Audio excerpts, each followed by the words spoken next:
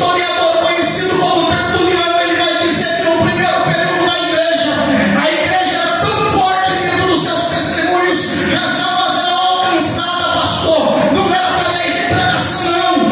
O povo de fora observava aquele povo, a maneira que eles se serviam, a maneira que eles se amavam, a maneira que eles se uniam e se entregavam a Jesus. Essa é a maior pregação do homem. Não adianta eu vir aqui falar de coisa estranha e estar falando mal da vida do irmão.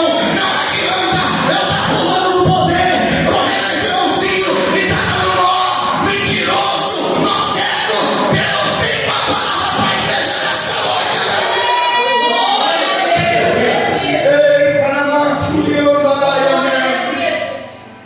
A Bíblia diz que quando chega a tarde ele coloca os discípulos no barco e ele dá uma ordem. Essa ordem que ele dá é para que eles possam até a outra banda.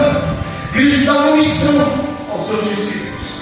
A maneira que ele dá essa missão, a Bíblia diz que era na virada de tarde, no término da tarde, onde o sol estava se pondo, mas na quarta vigília da noite. No tempo era conhecido diferente o relógio. O Cronos não era olhado da maneira que nós enxergamos hoje.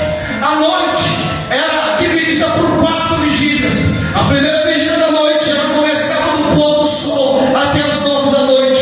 A segunda vigília da noite ela começava das 9 da noite até as meia-noite. A terceira vigília da noite ela ia da meia-noite até as 3 da manhã. E a quarta vigília da noite era das 3 da manhã até o aurora, ou seja, até o amanhecer do dia. Então, dentro de uma matemática, os discípulos estavam por volta de mais de 9 horas no mar enfurecido, no mar onde as ondas chacoalhavam aquele barco. Esse mar da Galileia, dentro da geografia, dentro de todo mundo, ele é o maior mar conhecido como mar de água doce. Ele não é um mar de água salgada, mas o vento que batia chacoalhava, o vento que batia era contrário. Quando de repente ele vê Jesus andando sobre as águas, a primeira impressão que os discípulos têm é um fantasma.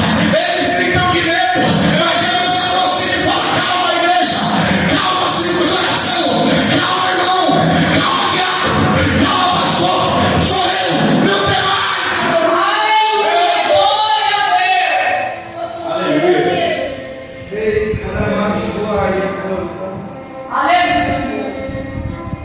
Acontece algo aqui.